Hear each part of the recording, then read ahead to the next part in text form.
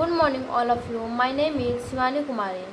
Today, in this presentation, I will explain single phase full wave controlled bridge rectifier with R, RL, RE and RLE load.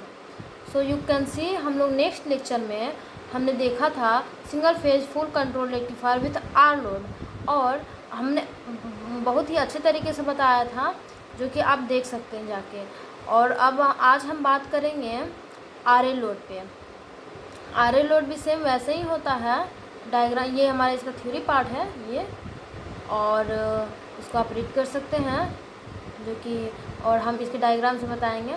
तो देखिए, इसमें T1, T2, T3, T4 fourth thyristor होता है। Next lecture भी same ही था, इसमें जो जो डिफरेंट होगा वो हम बताएंगे।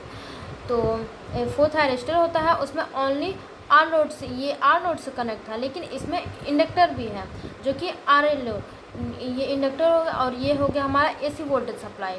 ओके, इसको दो हाफ साइकिल में हम करते हैं ड्यूरिंग पॉजिटिव टू नेगेटिव। जब पॉजिटिव टू नेगेटिव रहता है तो T1 और T2 एक साथ कंसिस्ट होता है, जिसमें करंट, ये देखिए ये सोर्स करंट जैसे गया है वैसे ही यहाँ से जाते हुए T1 से पास करते हुए, और यह इंडक्टर से होते हुए रेजिस्टेंस से होते हुए T2 से कनेक्ट रहता है, ठीक है। और फिर यह दोनों फॉरवर्ड वाइज में वर्क करता है।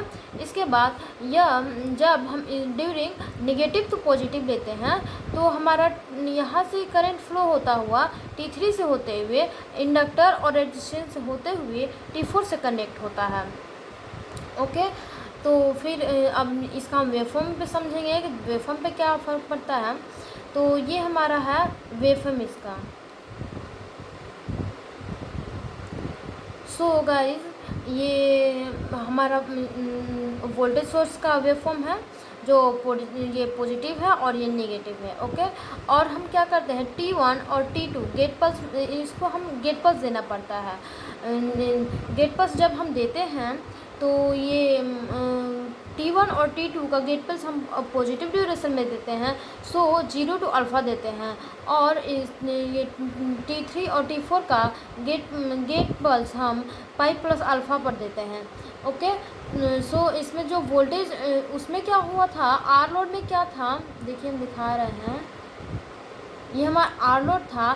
इसमें हम जब गेट पल्स दिए थे तो यहाँ पे जो वी नॉट का था, यहाँ पे देखिए 0 था, जो कि वर्क नहीं करता था। लेकिन इसमें देखिए, इसमें क्या है, मेरा वोल्टेज वी नॉट वर्क किया है, बिकॉज क्योंकि इसमें क्या है, उसमें ओनली रेजिस्टेंस था और इसमें क्या है, इंडक्टर भी है। सो इसीलिए इसमें वी नॉट से ये वो अपना वोल्टेज ड्रॉप देगा, तो ये 0 पर अल्फ़ा फिर स्लो धीरे धीरे स्टार्ट होगा, और ये हम अल्फ़ा से जब गेट पास दे देते हैं तो वी नॉट अपना वोल्टेज प्रोड्यूस करने लगता है। फिर ये देते हुए फिर जब हम 0 अल्फ़ा से पाई तक देते हैं तो उतना तो चलता है।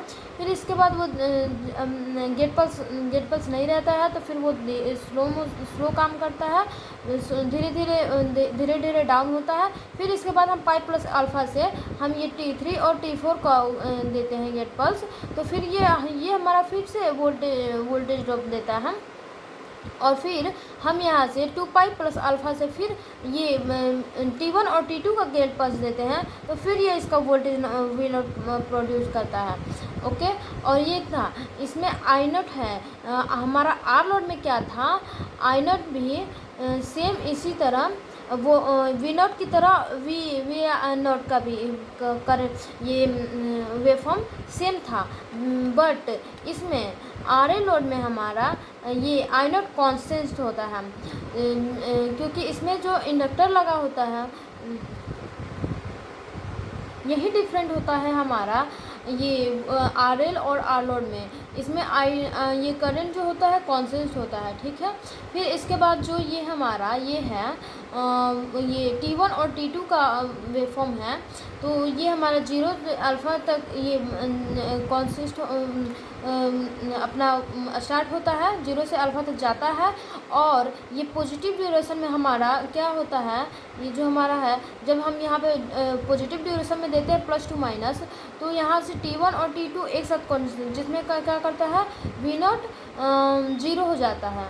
ओके, फिर इसके बाद 0 हो जाता है। फिर इसके बाद ये पाई प्लस अल्फ़ा से स्टार्ट होता है और 2 पाई प्लस अल्फ़ा, ये 2 पाई तक हम गेट पास दिए रहते हैं तो वर्क करता है। फिर इसके बाद स्लो हो जाता है, वो अपना धीरे धीरे चलता है। फिर यहाँ से फिर सेम वही रिपीट होता है। ये हमारा T3 और T4 का था, जो कि इसका रिवर्स वर्क करता है।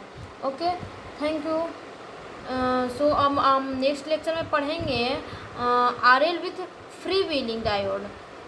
Okay, thank you.